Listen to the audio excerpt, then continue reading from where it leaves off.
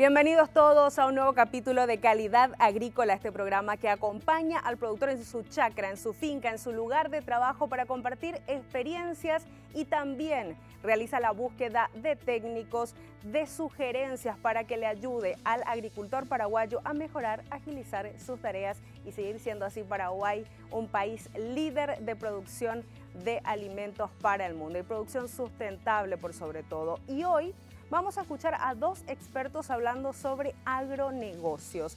¿Cómo se fue desarrollando en Paraguay? ¿Cuál es el contexto actual? ¿Cuáles son los datos que un productor necesita conocer para tomar decisiones día a día en el campo? Empezamos un nuevo capítulo de Calidad Agrícola. El agronegocio se viene consolidando en nuestro país, siendo la producción y la exportación de commodities agrícolas y la carne los pilares fundamentales de este segmento de la economía. Este modelo promueve la Alianza para el Progreso con la Revolución Verde, utilizando insumos de empresas transnacionales, fertilizantes, semillas mejoradas genéticamente, maquinarias y una relación estrecha con la ganadería extensiva. En ese contexto, es importante entender el funcionamiento del mercado mundial de granos y los factores que inciden en ello. El economista Carlos Sanabria, en el marco de una charla denominada Finanzas y Estrategias del Agronegocio, compartió datos sobre el comportamiento del mercado en los últimos años y las proyecciones para el futuro. Vamos a arrancar hablando rápido lo que es economía, una parte que afecta de forma directa al precio de los granos. Esta es una función que le rodea a nuestro economista en jefe, que es una función del precio, una fórmula del precio. El precio dice que está en función a la demanda y a la oferta y siempre modificado por el flujo de dinero, money flow. Ahora bien, lo que es demanda y oferta, siempre estamos escuchando que Brasil está produciendo bien, que China está comprando bien, Estados Unidos está así, de esta forma, qué sé yo. Pero, ¿qué realmente viene a ser el money flow? Este gráfico, ¿qué es lo que muestra? Muestra un índice de commodities, que es de nuestra firma, de StoneX, versus una inflación esperada. Ahora bien, acá podemos ver que hay una correlación, que es la relación que existe entre dos variables, que es prácticamente de 0,80 a 0,81. Es decir, cuando hay mucha inflación, el precio de los commodities sube. ¿Por qué eso? Hay mayor cantidad de flujo de dinero en el mundo. Ese excedente de dinero en el mundo que nos sobra a nosotros, vamos a decir que nos sobra a nosotros, o que le sobra a las empresas, le damos a los fondos de inversión para que coloquen. Los fondos de inversión se van entonces a donde hay más liquidez de mercado. Es decir, entran mucho dentro de los commodities. No solo los commodities agrícolas, acá también están los de energía, están metales, etc. Entonces, a mayor cantidad de flujo de dinero que hay en el mundo, más altos están los precios de los commodities. ¿Y qué es lo que nos trajo COVID-19? Más allá de la enfermedad y de todo lo que acarreó, COVID-19 en primer lugar trajo menor circulación de personas. Las personas se quedaron en sus casas. Que las personas se queden en sus casas implica menor consumo, implica menor uso de combustible, implica que todas las industrias empezaron a parar. Eso quiere decir que la economía de los países se frenó. ¿Cómo eso mitigan los gobiernos? Empezaron a inyectar plata dentro de la economía. Nuestra economía paraguaya no está ajena a eso, también se inyectó dinero. Eso conlleva finalmente a falta de insumos. ¿Por qué? Porque yo que soy un productor que necesito, ocurrió mucho con lo que es tecnología. Tengo que tener producto de China, pero el flete de China está parado porque la industria de China paró y entonces yo no puedo tener mi producto. ¿Y eso qué generó? Menor demanda con mayor cantidad de plata. Se refleja en inflación. Inflación no solamente en Paraguay, no solamente en Estados Unidos, se refleja en inflación mundo. Y de vuelta, como mostramos en el gráfico anterior, inflación quiere decir mayor precio de los commodities. Ahora bien, ¿cómo se está peleando la inflación? Habrán escuchado que Estados Unidos está alzando sus tasas de interés. ¿Qué me repercute que alce sus tasas de interés? O sea, yo estoy en el rubro agrícola, ¿y qué realmente me afecta eso? Al alzar las tasas de interés, vos lo que haces es frenar las inversiones. Al frenar las inversiones, frenás la demanda. Al frenar la demanda, frenás el consumo. Al frenar el consumo, frenas la economía. Entonces ahí hay un juego que que los bancos centrales y la Fed tienen que tener muy en cuenta que al alzar las tasas frenan la economía y están luchando contra la inflación, pero hay un paro a nivel mundial. ¿Y qué ocurre cuando las tasas están muy altas? Cuando las tasas están muy altas, los fondos finalmente sacan otra vez su plata de los activos más líquidos y empiezan a llevar a los activos seguros, los bonos del tesoro, pero con una tasa mucho más alta. Entonces, realmente, ¿cómo nos afecta a nosotros la tasa de interés de Estados Unidos o la inflación de Estados Unidos? De forma directa, porque el que te mueve los precios finalmente son los fondos. Nosotros que estamos en la parte productiva movemos a reventar el 15%. El resto del movimiento cíclico hacen los fondos. Con su inyección de dinero o sacan dinero o de acuerdo a las perspectivas y expectativas que tengan a nivel económico y de cada rubro. Otro punto muy importante que nos tocó a todos fue la guerra Rusia-Ucrania. ¿Cómo nos afecta esto? En primer lugar, ese fin de semana, 22-23 de febrero, cuando Rusia ataca a Ucrania, los precios de todos los commodities saltaron. Entre ellos petróleo, porque no se sabía realmente qué iba a pasar, si íbamos a entrar en una tercera guerra mundial, si realmente iba a afectar demasiado la logística. Rusia y Ucrania juntos tienen el 76% de la exportación de aceite de girasol. De nuevo, ¿en qué me afecta a mí el aceite de girasol? Que a partir de ahí suben todos los aceites vegetales, entre ellos aceite de soja. Sube lo que es petróleo. Es un gran productor de petróleo, un gran productor de gas natural, exportador nato de gas natural, de petróleo. Eso afecta directamente también al precio de los fertilizantes. Afectó a los fletes a nivel internacional, es decir, afectó absolutamente todo. Hoy día no estamos 100% calmados de la guerra. Habrán escuchado hace cuestión de 2 semanas que Rusia dice: voy a romper el trato de Ucrania para que pueda exportar alimentos al mundo, no me interesa nada. El mercado subió, creo que 25-30 puntos ese día, de soja. Al día siguiente dice, no, fue un malentendido, realmente yo no quise decir eso. El mercado retrocedió 30 puntos de nuevo. Hace cuestión de una semana hubo una noticia también de que hubieron misiles a los países aledaños y que fueron los rusos. Finalmente no fueron los rusos, fueron los rusos. O sea, hay toda una cuestión de información bélica que está dando vuelta, que mueve demasiado los mercados. Entonces, toda esa información hace que realmente entre flujo de dinero y salga flujo de dinero en todo momento. Entonces, la plata en el mundo afecta de forma directa los precios de los commodities.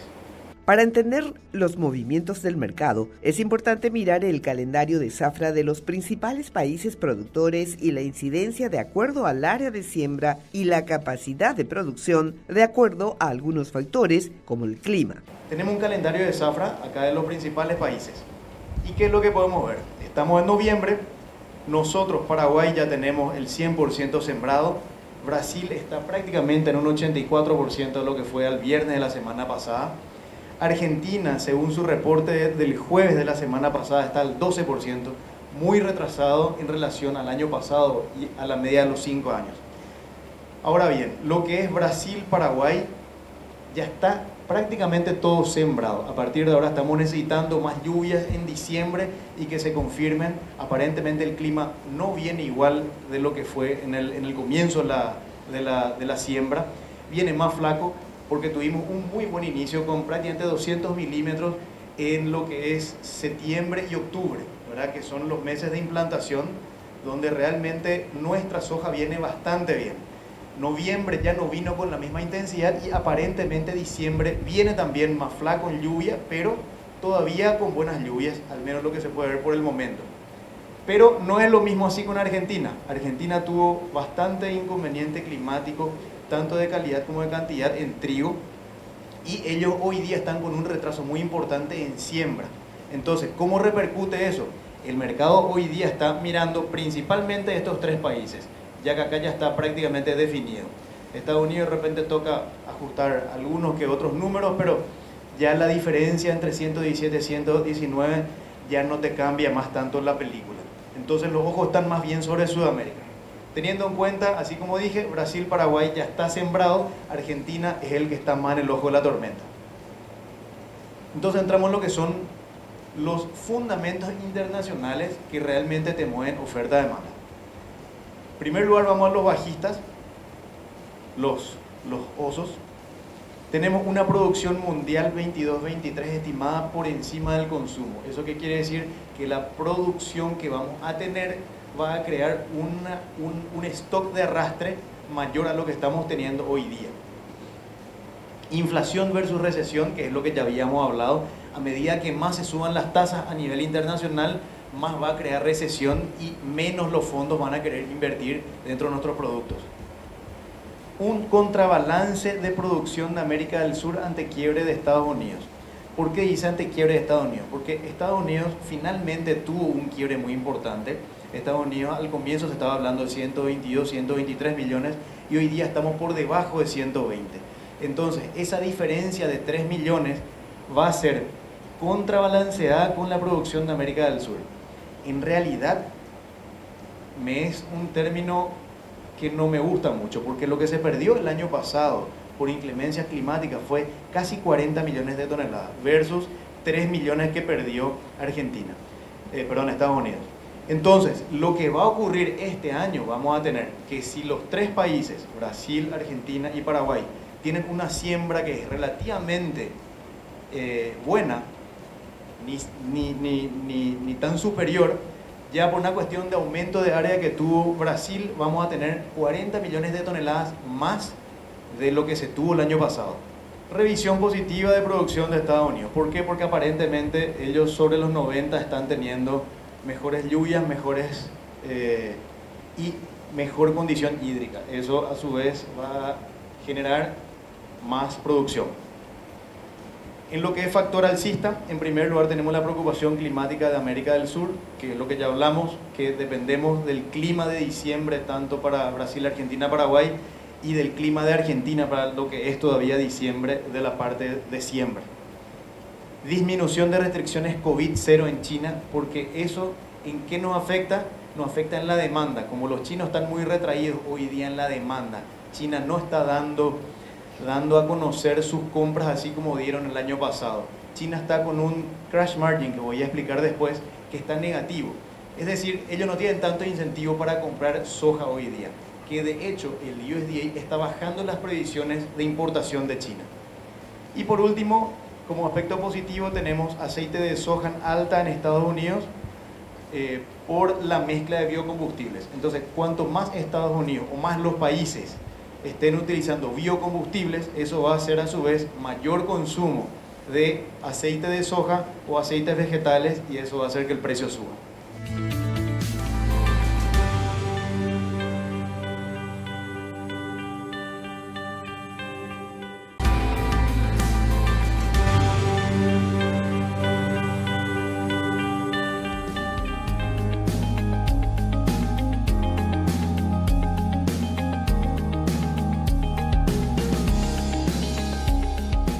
La soja es uno de los principales productos de exportación de nuestro país. Es el rubro más importante de la agricultura paraguaya. La superficie de producción llega a las 3,5 millones de hectáreas con un volumen de producción que ronda las 10 millones de toneladas. La soja, al ser un commodity que cotiza en la Bolsa de Chicago, su precio se rige por el mercado internacional con algunas incidencias como el costo logístico, según explicó el economista Sanabria. Nuestro precio es Chicago más menos el basis. Y esta es una palabra clave, basis. ¿Por qué? Porque hay muchos que le llaman costo, otros le llaman premium, y voy a explicar por qué. Acá tenemos un mapa logístico. A pesar de que nosotros no tengamos una relación directa con China, muestro nomás la zona de China que más importa y donde están las industrias. Acá en esta parte de nuestra región le tenemos a Paranaguá, Santos, Necochea, Bahía Blanca, la zona de Rosario, ya un poco más adentro está Asunción. Desde esta zona regional enviamos hasta China. Entonces, ¿qué es lo que se paga acá? Acá se paga un premio. Por eso es que la palabra, o que muchas multinacionales le llaman premio. ¿Por qué? Porque hay un premium que se paga por encima de Chicago. Entonces, a partir de ese premium, yo le tengo que restar todos los gastos logísticos y se me transforma en costo. Entonces, realmente lo que hoy se está pagando acá son más o menos 250 cents over Chicago. Esa es la nomenclatura. Entonces, eso es lo que yo estoy teniendo hoy día acá. Traducido nuevamente a dólares por tonelada, menos los gastos logísticos, tengo acá menos 20, más o menos lo que está dando hoy día el basis en Asunción. Llamémosle basis. Yo sé que muchos le llaman costo porque suele ser negativo o costo positivo, otros le llaman premium, pero la palabra real es basis. Entonces, hay una pregunta para entender bien el comportamiento del basis. ¿Qué es lo que hacemos con nuestra soja? El 65-67% de nuestra producción se va para exportación. Desde el 2016, muestro en otro gráfico, cuando Macri liberó la importación de soja en estado no procesado, Argentina empezó a ser nuestro mayor jugador de compras. El 33% se va para River, que es no Argentina. El 35% de nuestra soja se va para crushing, que viene a ser molienda. Con esto se hace harina, aceite y casi todo se va para exportación. Ahora bien, ¿de qué entonces depende nuestro valor FAS? ¿Qué viene a ser FAS? FAS es un Incoterm que significa Free Alongside Ship, o es libre al costado del buque, en resumidas cuentas, puesto en puerto. Entonces, ese valor FAS, o el basis en Asunción, ¿de qué a mí me depende? Podemos decir en primer lugar del basis de China, que son los principales compradores. China compra más del 60% del total exportado en el mundo. De la necesidad logística de los compradores. Acá creo que hay alguien de multinacionales, y las multinacionales entonces cuando necesitan cubrir su cronograma logístico, ¿qué hacen? Apuran esas ventas o esas compras en realidad. ¿Por qué? Porque tienen que cubrir ese esquema logístico, porque la parte de logística le está apretando a los comerciales para tener ya definido un volumen específico.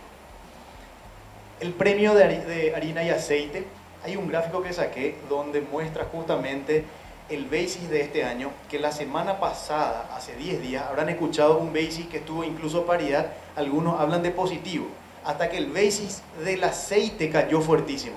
Cayó hasta que hoy día estamos en menos 20. Es decir, se me escapó un momento de un basis positivo en un periodo que ni siquiera se está comercializando mucho.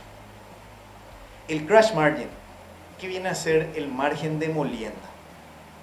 Yo soy un comprador de producto, yo soy China. China, ¿qué es lo que hace? Compra poroto de soja, mete dentro de la industria y vende internamente harina y aceite. Entonces, si esa ecuación a mí me da negativo, yo no tengo incentivo para importar, independientemente del precio de la soja. El precio de la soja puede estar en 1800 o 900, que si la ecuación a mí me da negativo, no voy a comprar. Entonces, a mí chino realmente no me interesa que el precio de la soja esté tan alto como para comprar o para no comprar. ¿Por qué? Porque yo dependo de lo que yo esté vendiendo de harina y aceite de forma interna. Si mi venta de harina y aceite a mí me da lucro, entonces yo voy a comprar soja al precio que sea. Demanda de Brasil. 2 años Brasil estuvo muy intenso en las compras y empezó a competir en cierto modo con el basis de FAS Asunción, que eso es muy interesante y eso ayuda mucho a los productores. ¿Por qué? Porque entra como un jugador más. Navegación de ríos, justamente habían preguntado recién, la navegación de ríos afectó en los últimos años bastante fuerte, sobre todo en el Paraná, donde se quedó innavegable, donde tuvieron que redireccionar las operaciones que estaban sobre el Paraná para Asunción con un sobrecosto logístico. Y el basis regional. ¿Por qué? Porque nuestro basis está 100% ligado a los basis más líquidos que son de Santo y de Paranaguá. Entonces, si vienen los chinos y compran más de Brasil, nuestro basis automáticamente se cuelga del basis de Brasil y mejora de forma automática.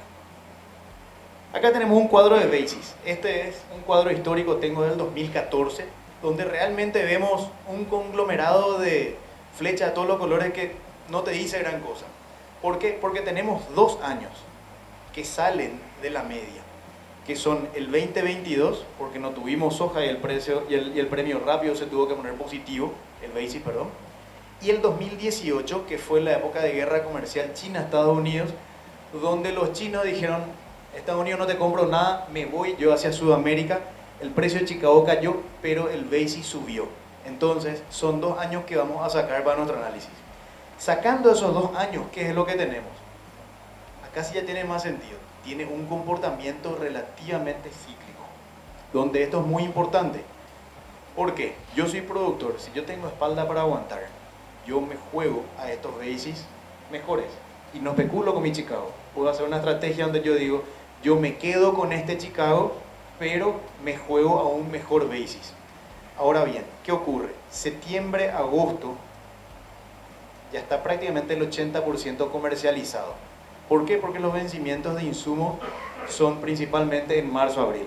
Y a partir de ahí, los que ya se quedan con productos son los que tienen más espalda o los acopios. Entonces, acá es donde justamente hago esta separación en 2 cuadros, donde tenemos un basis negativo en la mayoría de los años hasta julio, y a partir de ahí el basis empieza a ponerse positivo.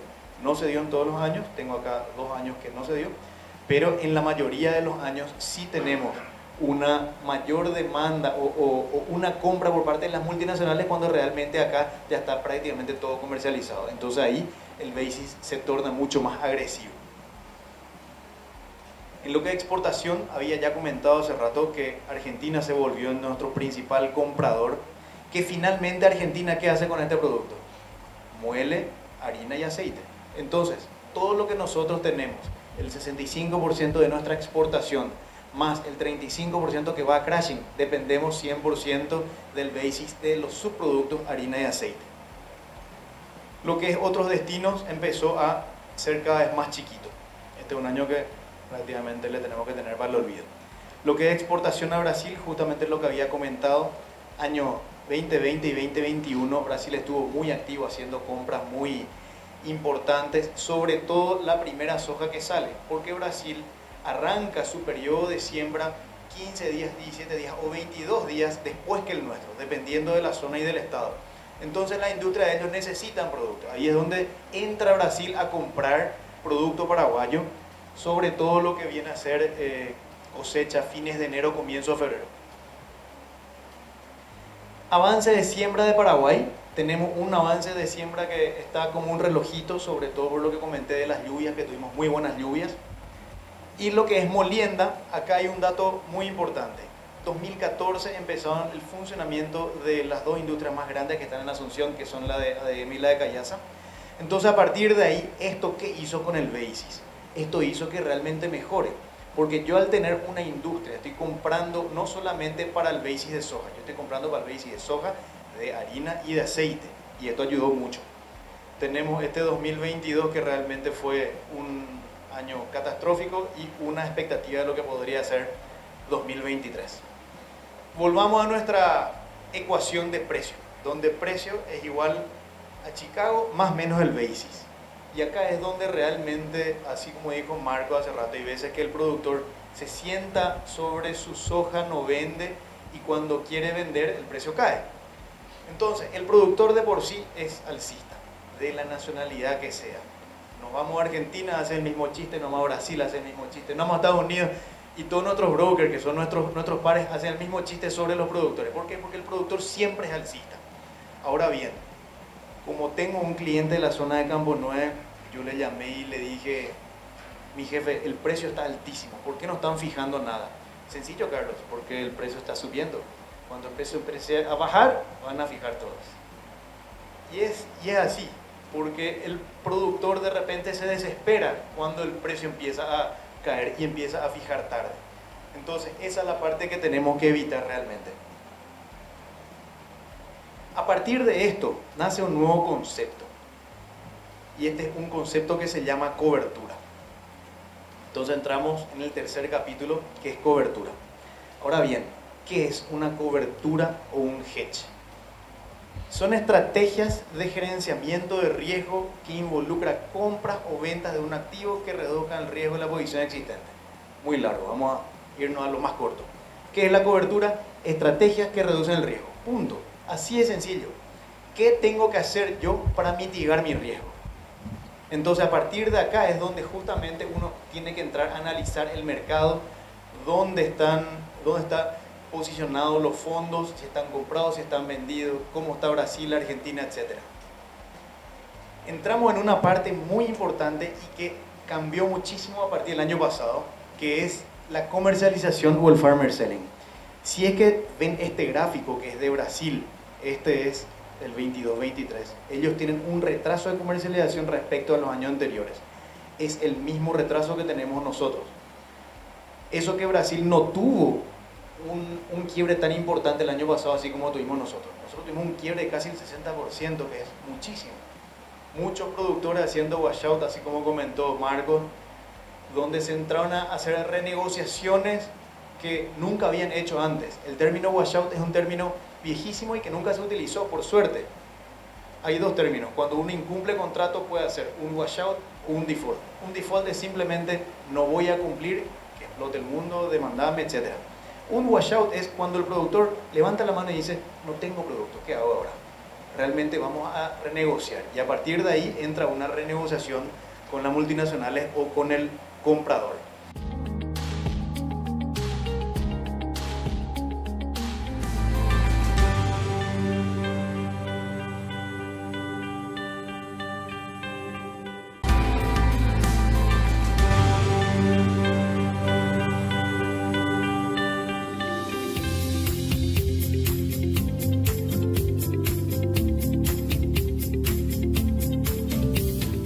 Paraguay se sitúa entre los 6 mayores productores de soja a nivel mundial y es el tercer mayor exportador. Las exportaciones de la soja han alcanzado 2.975,1 millones de dólares, con un 28,2% de la participación total de exportaciones registradas en el 2021. Somos un país de relevancia para la producción de granos de soja y su comercialización mueve a otros sectores de la economía nacional. Este año el mercado pagaba buenos precios por la producción de soja, pero tras una zafra complicada para la región y el país, los productores no pudieron aprovechar el momento porque no se tenían suficientes granos que ofrecer debido al quiebre del 70% de la producción. El especialista en agronegocios Carlos Sanabria habló de esta situación y los seguros financieros disponibles en el mercado para el productor. Entonces, ¿qué es lo que vemos acá? Esto se llama miedo. Porque tenemos una comercialización que está muy por debajo a la media de los 5 años y al año pasado. ¿Por qué? Porque el productor el año pasado vendió producto, vendió físico que no tenía, que no pudo cumplir y que terminó pagando muy caro porque encima que no tenía, el mercado se corrió para arriba. Entonces, no tuvo producto, tuvo que pagar diferencial de basis y diferencial de mercado achicado. Entonces, perdió por todos los costados.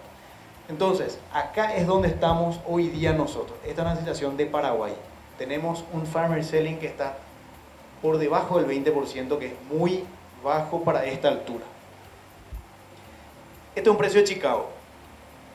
Este es un precio de Chicago y ¿qué es lo que vemos? Acá entramos en este periodo de la guerra comercial, entramos en un periodo lateral muy aburrido. A partir de acá empieza la guerra por los aceites vegetales, entró COVID. Acá ya hay más cantidad de dinero. ¿Eso qué quiere decir? Que la volatilidad del mercado cambió, de todos los commodities. ¿En qué me afecta la volatilidad? Que antes yo tenía una noticia y me movía 5 puntos, ahora tengo una noticia y me mueve 50. Entonces ahí es donde realmente yo tengo que tener en cuenta cuándo entrar, cuándo vender, cuándo comprar, etc. Entonces hoy día estamos ante este gráfico, donde tuvimos 2 picos. Este pico de acá es un pico que no queremos recordar. Todos vimos un precio en 1700, pero ese 1700 fue a costa del 60% de producción que perdimos. Entonces yo no quiero volver a ver este pico hoy día, porque estamos ante una situación que para que vuelva a ese precio, a ese nivel de precio, alguien tiene que perder. Y si pierde alguien, hoy día va a ser Sudamérica. Entonces yo prefiero un precio de 1400 ante un 1700 sin producto. La pregunta es, a partir de acá, ¿hacia dónde se va el precio? Y acá hay que analizar un montón de aristas, donde realmente no voy a hacer este análisis de aristas. Estamos ante una situación climática de América del Sur, donde podemos hacerla corto y fácil. Si llueve bien regionalmente, vamos a tener esas 40 millones de toneladas que perdimos el año pasado dentro del mercado. China, que está importando menos, eso va a generar un exceso de oferta, caída de precio. Si tenemos un inconveniente climático, cosa que todavía no está confirmado, en Argentina o en la parte no tanto de Mato Grosso do Sul va a tener buena lluvia, sino más bien de la zona de Paraná, Río Grande y algo de Paraguay, que aparentemente podría tocar. Entonces, de repente sí puede haber más sustento en el precio. Pero hoy día, así como estamos, con un China ausente y con un clima que todavía está relativamente bien, yo no sé si este precio aguanta. Bien, entremos en lo que es justamente lo que es cobertura, que estábamos hablando. Tomé estos costos de producción que había dicho Marcos, tomé un rinde promedio de 2.8 que también había contado Marcos. El precio de ahora, de hoy, que da 4.80, este 4.80 saco también teniendo en cuenta el basis, que son los costos comerciales, los costos logísticos, donde tenemos un FAS Asunción de menos 20, flete menos 20 y costo de servicio de silo menos 10. Eso es lo que va más bien desde la zona de Canindeyú, Alto Paraná, Itapúa. No es tanto para la zona de San Pedro y de Caguazú, que tienen menor flete. Esto, así como estamos, da un rinde de indiferencia de 1.375 kilos o 1.375 toneladas por hectárea. ¿Qué quiere decir eso? Que a este nivel de precio, con estos costos, yo necesito 1.3 para cubrir mis costos. Pero yo no tengo ni mi rinde, ni el precio, por lo tanto no tengo mi rinde de indiferencia.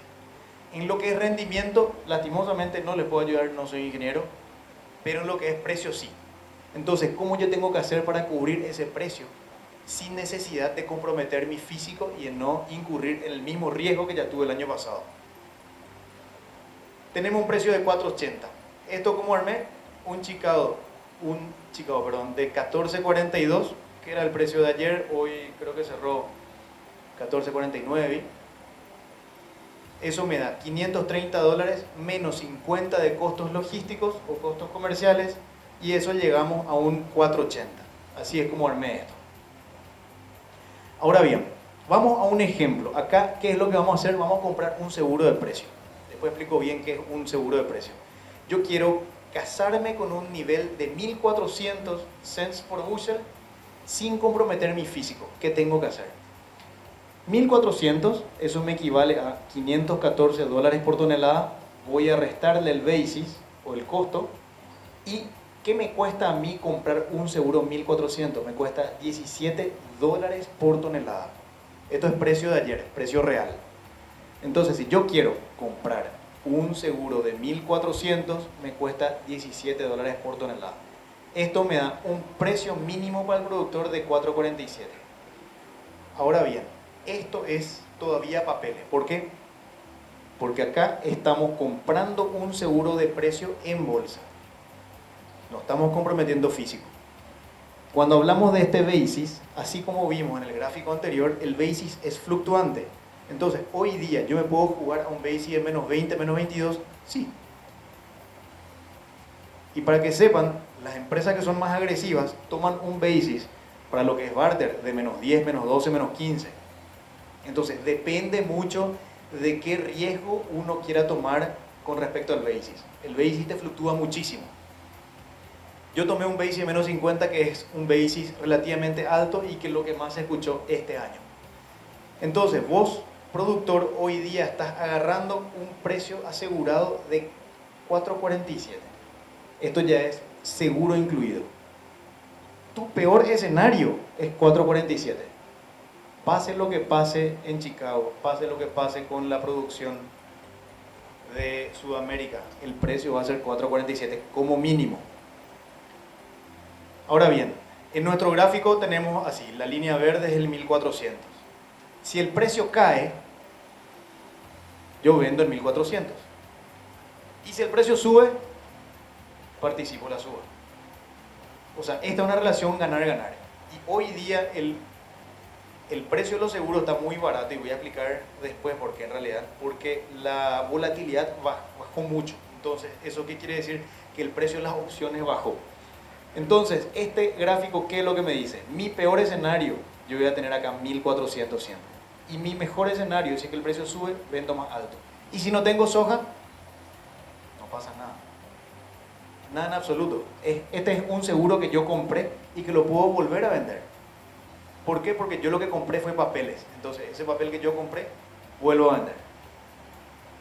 Voy a poner un ejemplo 2.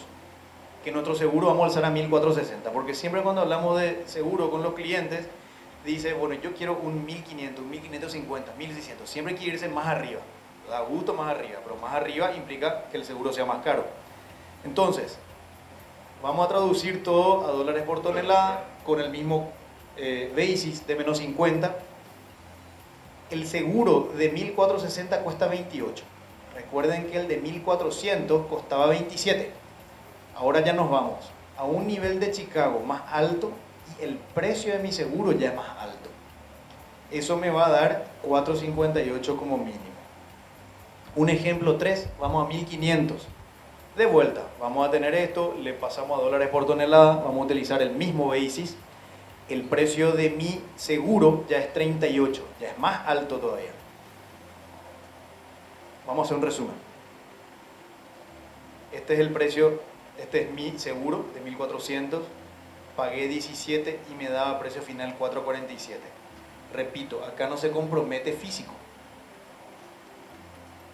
Entonces, ¿qué es lo que vemos acá? Que cuanto más alto es el seguro de precio, más alto es el costo del seguro. Pero también más alto es el precio final. Entonces, ¿qué podemos recomendarle a un productor? Es muy personal dependiendo de cada productor. ¿Por qué? Porque hay muchos productores que dicen, yo no quiero pagar alto. Entonces prefieren un nivel de Chicago bajo antes que pagar alto. Hay otros que dicen, yo voy a comprar un seguro que esté incluso en el dinero, o sea, más alto de lo que está el mercado hoy día. Compro un 1500, no me interesa pagar 38 dólares. ¿Por qué? Porque finalmente yo voy a tener como peor escenario 463 dólares por tonelada. Acá cubrimos los costos. Cubrimos los costos y queda una renta ya interesante. Entonces, vamos a resumir lo que es la parte de seguro de precio. Seguro de precio me cuesta decirle porque en realidad esto es una opción financiera que se llama compra de put. Hay dos opciones, compra de put, compra de call, pero vamos a utilizar ahora solamente compra de put. Entonces, lo que hacemos es compramos un put, o sea, cuando nosotros hablemos dentro de nuestra jerga, vamos a estar hablando y dicen, Carlos, ¿cuánto cuesta un put? 1400. Seguro de precio igual a entender. El valor de las opciones o el precio de las opciones se llama prima. Entonces, ¿cuánto está la prima de un put 1400? Está X cents por bushel, porque toda la nomenclatura está en centavos por bushel. A partir de ahí, traducimos a dólares por tonelada. Y lo que ya dijimos hace rato, cuanto más alto sea el nivel del put, más alto es el costo de la prima. Si yo quiero un put 1600, voy a pagar mucho más caro que un 1500. Pero cuanto más alto sea el nivel del put, más alto va a ser el nivel de mi precio mínimo. Entonces, ¿qué es lo que tenemos que tener muy en cuenta? En primer lugar, todo lo que habló Marquito hace rato.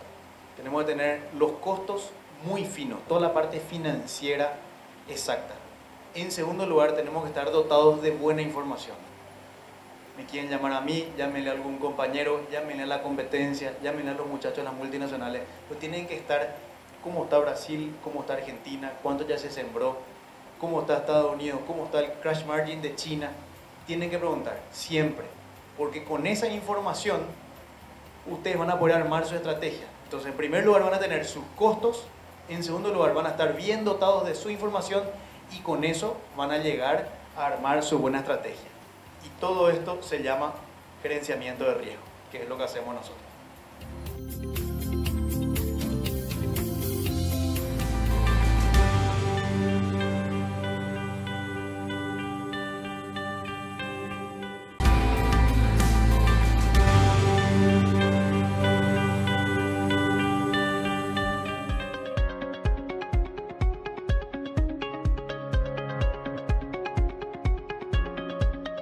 Durante la charla denominada Finanzas y Estrategias del Agronegocio, Marcos Cain habló de la experiencia de la zafra 2021-2022 y el desarrollo de la presente campaña agrícola, incluyendo los costos de producción. Pertenezco a la empresa SGA. SGA lo que hace básicamente es gerenciamiento agrícola desde la parte técnica, económica, financiera y flujos de fondo a nuestros clientes. La otra unidad de negocio que tenemos es la parte ganadera, más que nada orientado a lo que es las dietas de confinamiento, los flujos de fondo y la sensibilidad de cómo resiste un proyecto una baja de carne como hemos tenido este último tiempo. Y después la tercera unidad de negocio es la parte de desarrollo de tierras, que básicamente nos orientamos al Chaco Central con lo que es desarrollo de campos ganaderos para agricultura y revalúos de activos. ¿Sí? Estamos teniendo últimamente mucha consulta de inversores, de fondos de inversión que quieren invertir en Paraguay, que quieren invertir en el Chaco y ven a Paraguay como un horizonte de buenas oportunidades en el negocio. Un poco para hacer una síntesis y meternos en lo que es los temas, siempre nosotros vamos a simposios o se habla de calidad de semilla, calidad de siembra, de tratamiento de semilla, de stand de plantas, fungicida, insecticida, y muchas veces nos olvidamos de un seguimiento presupuestario o de medir los flujos o cómo impactan determinadas acciones en nuestros costos. Kane remarcó que la campaña pasada se registró la producción de soja, pero la mejor de maíz. La primera zafra sufrió el impacto de la sequía, mientras la segunda zafra o safriña reportó excelentes rendimientos. Un breve resumen comparativo de lo que fue la safriña de maíz, que pasamos de la peor zafra de 21-22 a la mejor safriña de maíz. ¿Sí? Básicamente entiendo que muchos lotes se entregaron tempranos, ¿sí? Por las condiciones de la soja, y pudimos sembrar en tiempo y forma y el tiempo acompañó. Entonces, lo que yo hago acá es solamente un comparativo de muchas veces evaluamos nosotros un híbrido versus un maíz casero. Entonces yo hice un comparativo sobre una base de un establecimiento en San Pedro, en la zona norte, donde tenemos casi 3.000 hectáreas. Y en el análisis que hago es el mejor híbrido me rindió 7.187 kilos contra el mejor maíz casero de 6.000 kilos, ¿sí? Y el promedio de híbridos me dio 6.557 y 4.024 kilos. Entonces, la diferencia en kilos en uno y otro son de 1.118 o 2.500. Pero lo que analizo acá yo es el costo, mi costo comercial de este maíz, el casero, con un costo de la bolsa de $23, me salió $431. Y el híbrido con una bolsa de 135, que es un híbrido de mediana tecnología, estamos hablando de $533, 543. O sea, una diferencia de costo de $112 y $152, que ya acá está costeado la safriña 23. Ese es el precio promedio de los híbridos elegidos. Entonces, ¿cuántos kilos yo necesito para cubrir mi mejor maíz? Para hacer un maíz híbrido necesito 519 kilos de más, ¿sí? Con respecto a un casero, y lo tomo como precio de base de mercado de $216. ¿Por qué $216? Nosotros tuvimos un precio promedio de venta este año de $239, menos el flete, menos el procesamiento, llegó un costo a un precio promedio de $216 estancia. ¿Sí? Entonces, estas son las diferencias de kilos de más entre hacer uno u otro, y estas son las kilos de más entre hacer uno u otro en los promedios, ¿sí? A el costo del maíz. Esto es a modo de mostrar el análisis, pero ¿qué es lo que expreso yo acá? Esa diferencia de costos de una bolsa con la otra, cómo me incide o me impacta en la rentabilidad por hectárea. Todo lo que muestro yo va a ser costo por hectárea, rentabilidad por hectárea o kilos por hectárea. Entonces, al mismo precio del mercado, $216, con este costo de producción y con este costo de producción de casi 2.000 kilos, la diferencia de rentabilidad por hectárea entre un material y otro son casi el 100%, ¿no? Entonces, muchas veces hablamos o evaluamos los costos de producción y decimos que los maíces híbridos son caros o no hacemos esta cuenta final muchas veces a la hora de evaluar. También lo que impacta mucho es la fecha de siembra, en este caso incidieron mucho. ¿Por qué hago este análisis? Porque en este establecimiento que estamos asesorando hay un confinamiento que le damos de comer a 10.000 animales, ¿sí?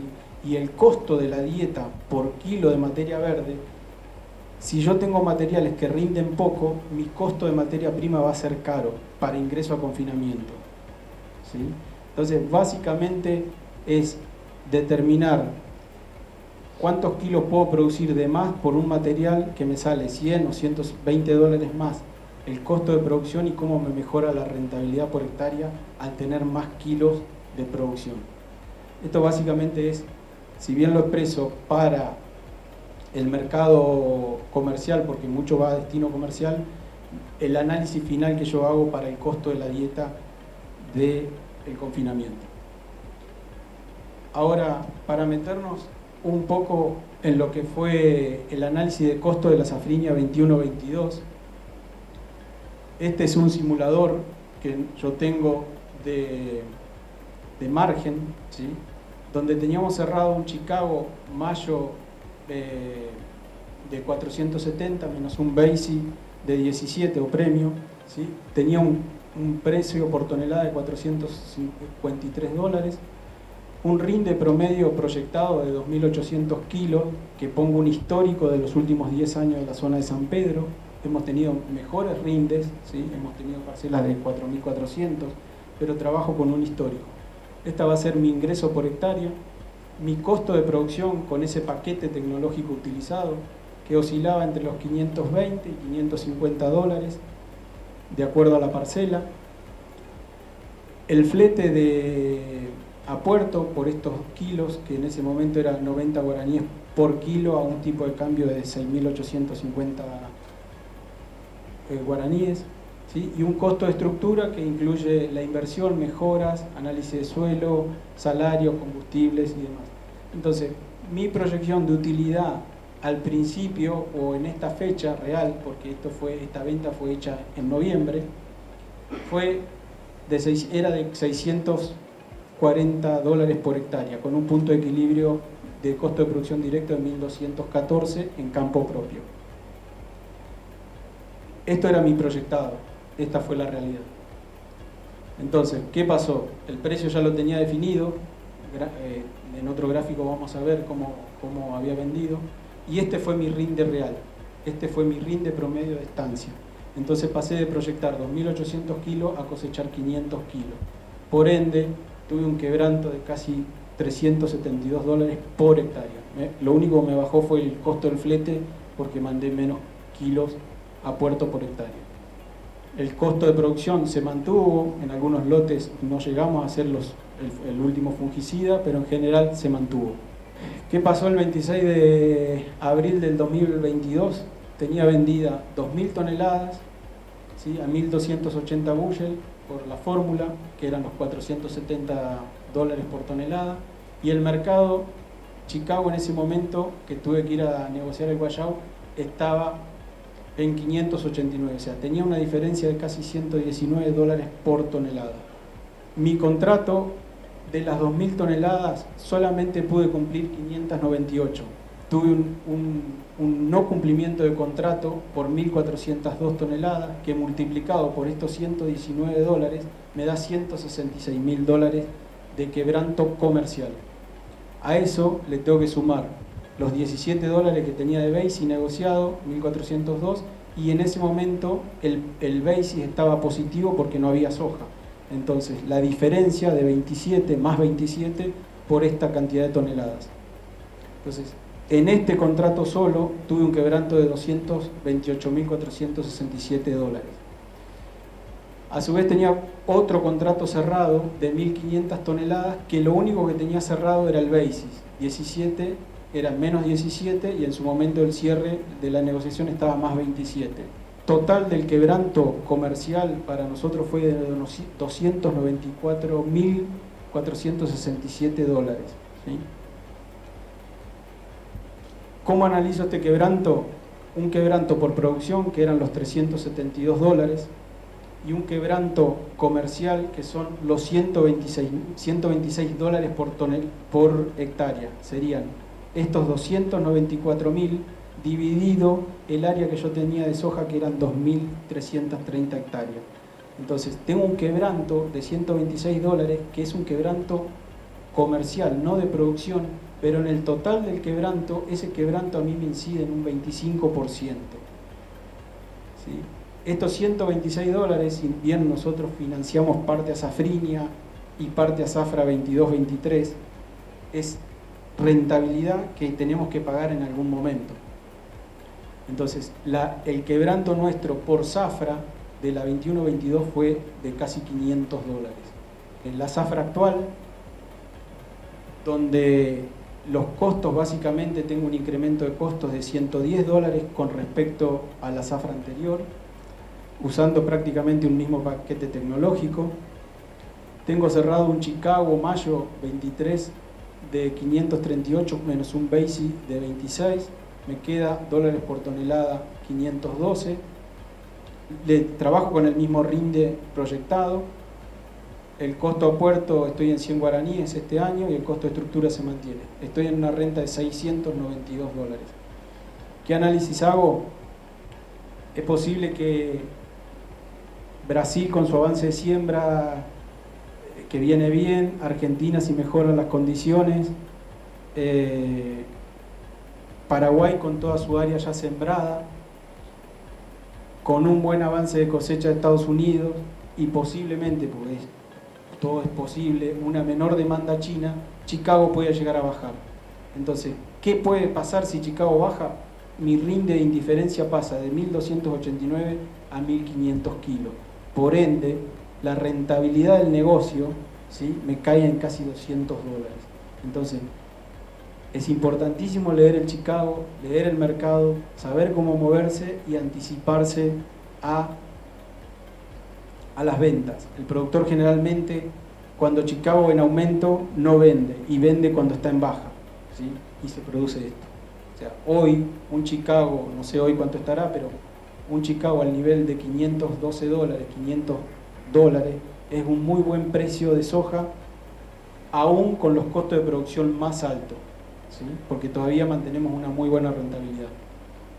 Acá lo que hago es cuántos kilos necesito de más en la baja, ¿sí?, cuánto dejo de ganar porque me cambia mi punto de equilibrio.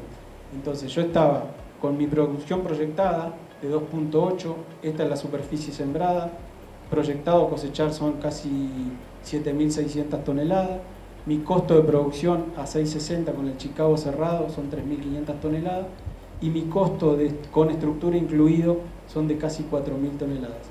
Hoy yo tengo vendidas 2.000 toneladas a 512, o sea, tengo vendido 737 kilos sobre el total de esta producción. Ahora, si mi Chicago baja, mi punto de equilibrio va a subir, ¿y cuántos kilos voy a perder? Entonces voy a perder como costo directo de producción 200 kilos o 237 kilos, y esto multiplicado por el Chicago que tengo acá, me da, esa es la pérdida que estoy dejando de ganar por la baja del mercado. Entonces acá lo que hago es cómo afecta la baja del mercado en la renta total por hectárea. Si nosotros teníamos el Chicago a 538 y se nos fue a 465, tengo una diferencia de $73 por tonelada. Esa baja es de casi un 14%, 13.8 da. Entonces, ese 14%, ¿sí?, de baja del mercado me genera una renta menor de casi un 29% en mi renta por hectárea. Entonces estoy dejando de percibir casi $200. Multiplíquenlo por 3.000 hectáreas, son casi $600.000. $600.000 en un costo de producción de 1.300 kilos, estoy perdiendo el 70% de mi costo de producción por una baja de mercado. Por eso, seguir el mercado es súper sensible y súper, como dije antes, nosotros nos enfocamos mucho en producir en el tratamiento de semillas, en la calidad, en el fungicida, en los mejores materiales, pero leer el mercado, lo sensible que es este 14%, cómo afecta nuestra renta final, es muy importante. Entonces acá lo que hago es la comparación de costos de la zafra 21-22 con la zafra 22-23. Si ustedes ven, estaba en 1214 kilos de rinde indiferencia y esta zafra estoy en prácticamente 1289. ¿Qué es lo que acompaña? Es el Chicago. El Chicago por más que los costos de producción estén altos, ese $110 que tengo acá, Chicago acompaña esa rentabilidad, porque si comparamos rentabilidad por rentabilidad, hoy estoy teniendo mejor rentabilidad con insumos más altos. Básicamente los insumos más altos que tenemos, los aumentos más grandes que se dieron fueron en fertilizantes y herbicidas, y bueno, y algunas labores que también subieron, pero donde más se sintió básicamente fue el impacto en fertilizantes, que muchos achicaron su paquete tecnológico por una cuestión de costos. Los fletes también aumentaron, pero bueno, el flete se paga en guaraní. Y al mover el tipo de cambio, eso ayuda también un poco a mejorar la ecuación. Pero entonces, en rentabilidad por rentabilidad, esta zafra, si hubiese pasado esto, ¿no? Si hubiese pasado que cosechaba los 2.800, en rentabilidad estaba prácticamente igual que con esta, pero muchos piensan que o lo que hablan es, sí, los costos están muy caros. Sí, están caros los costos, subieron mucho, pero Chicago todavía mantiene el margen por hectárea que lo hace muy atractivo al negocio. Kane destacó la importancia de los costos y el seguimiento presupuestario en un mercado que depende de varios factores. Señaló que una buena estrategia agrícola es de suma importancia. También saber leer los movimientos del mercado, para lo cual es fundamental contar con información precisa. Y escuchábamos de esta manera a Carlos Sanabria y Marcos Kane, dos personas que siempre han estado disponibles para conversar con la teleaudiencia también del canal de la producción y a quienes siempre vamos a estar recurriendo tanto para Calidad Agrícola como otros programas para ayudarlos a ustedes a tener información de primera mano, sugerencias de técnicos responsables, personas capacitadas para tomar las mejores decisiones en los agronegocios, decisiones tomadas con información.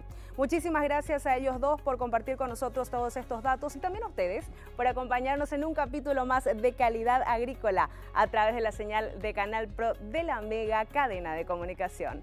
Cerramos, hasta la próxima.